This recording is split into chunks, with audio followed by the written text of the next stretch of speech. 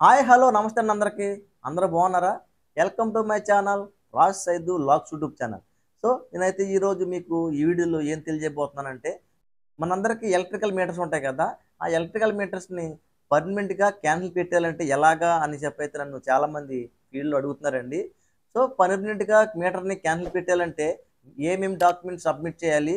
ఎలా అప్లై చేయాలన్నది మీకు వీడియోలో మీకు పూర్తిగా వివరించబోతున్నాను. మీరైతే ఈ వీడియోని స్కిప్ చేయకుండా చివరకు చూడండి.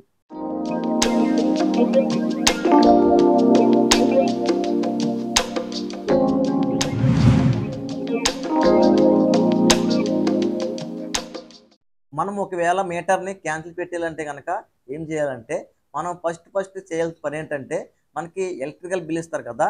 ఆ ఎలక్ట్రికల్ బిల్‌ని మనకి ఆ బిల్ మీద ఉన్నటువంటి ఏసీడీ గాని, ఎడిషనల్ గాని, కరెంట్ బిల్ గాని, అలా ఏదైనా సరే మనకైతే ఫస్టు దాని మీద ఉన్న బకాయి అంతా కూడా మనం జీరో చేసేయాలండి. జీరో చేసిన తర్వాత మనకి డివిజన్ ఆఫీస్‌కెళ్ళినట్లయితే మీకు సంబంధించిన డివిజన్ ఆఫీస్ ఉంటుంది. ఆ డివిజన్ ఆఫీస్‌కెళ్ళినట్లయితే, ఆ డివిజన్ ఆఫీస్‌లో మళ్ళీ మీ బిల్‌ని మీ బిల్లు, ఆధార్ కార్డు మీరు ఇచ్చినట్లయితే గనక మీ బిల్‌ని మళ్ళీ చెక్ చేసి, మీ బిల్ మీద ఏమేమి డ్యూ ఉన్నాయని చెప్పైతే చెక్ చేస్తారు. మీకు ఏమీ లేకపోతే గనక మీ కరెంట్ బిల్ మీద ఏమీ డ్యూ లేదని చెప్పైతే నో డ్యూ సర్టిఫికేట్ అయితే ఇస్తారండి. ఆ నో డ్యూ సర్టిఫికేట్ అయితే మీరు జాగ్రత్త పెట్టుకోవాలి. ఎప్పటికైనా సరే మీకు ఆ నో డ్యూ సర్టిఫికేట్ అయితే చాలా బాగా ఉపయోగపడుతుంది. ఎందుకంటే మీరు మరలా మీరు కొత్తగా ఆ స్థలంలో ఇల్లు కట్టుకున్నట్లయితే గనక ఇల్లు కట్టుకున్నప్పుడు మీకు కొత్తగా మళ్ళీ మీటర్ కావాలి కదా! మళ్ళీ మీటర్ ఇవ్వాలంటే ఈ నో డ్యూ సర్టిఫికేట్‌ని చూపిస్తే గనక మీకు ఆ స్థలం మీద ఏం బకాయి లేదని చెప్పైతే మీకు కొత్తగా మీటర్ అయితే జారీ చేస్తారండి.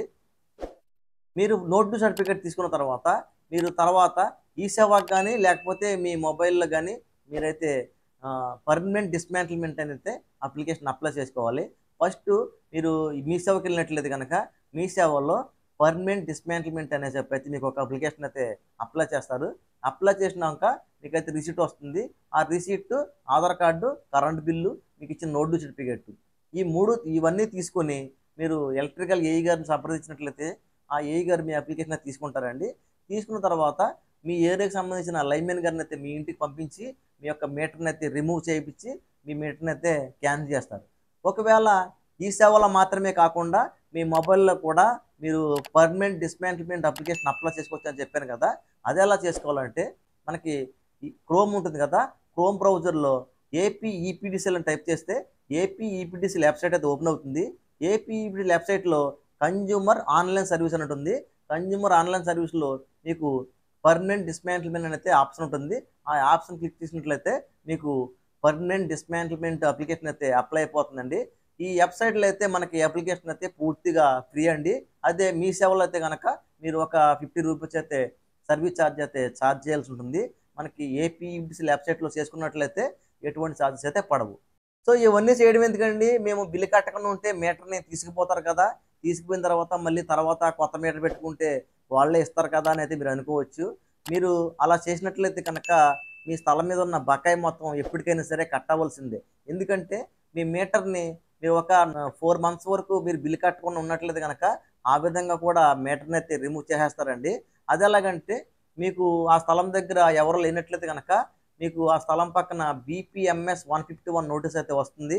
ఆ నోటీస్‌ని మీకు ఇవ్వడం గాని, లేకపోతే ఆ స్థలం దగ్గర ఎవరైనా లేకపోతే గనక, ఆ స్థలం దగ్గర ఉన్న హౌస్ గాని, లేకపోతే ఏ విధంగాన ఉంటే కనుక, అక్కడ ఆ నోటీస్‌నైతే అంటిస్తారండి.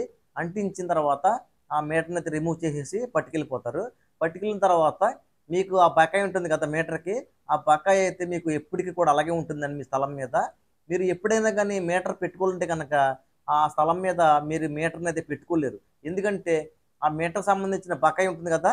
ఆ బకాయి క్లియర్ చేస్తేనే గాని మీకైతే మీటర్ ఇవ్వరండి. అందువల్ల మీరు స్వయంగా మీటర్‌ని అప్పచెప్పినట్లయితే గనక, ఈ కరెంట్ బిల్ మొత్తం పూర్తి చేసుకొని మీకు నో డ్యూ సర్టిఫికేట్ ఇస్తారు కదా! ఆ నో డ్యూ సర్టిఫికేట్ అయితే కంపల్సరీ మీ దగ్గర ఉంటేనే మీకు మీటర్ అయితే ఇస్తారండి. ఆ విధంగా మీరందరూ కూడా మీటర్‌ని పర్మనెంట్‌గా క్యాన్సిల్ పెట్టుకోవాలనుకుంటే అప్లై చేసుకుంటారని కోరుకుంటున్నానండి. మీకైతే ఈ వీడియో బాగా యూజ్‌ఫుల్‌గా ఉందనుకుంటున్నాను. మీకు ఈ వీడియో నచ్చినట్లయితే గనక ఈ వీడియోని వెంటనే లైక్ చేయండి.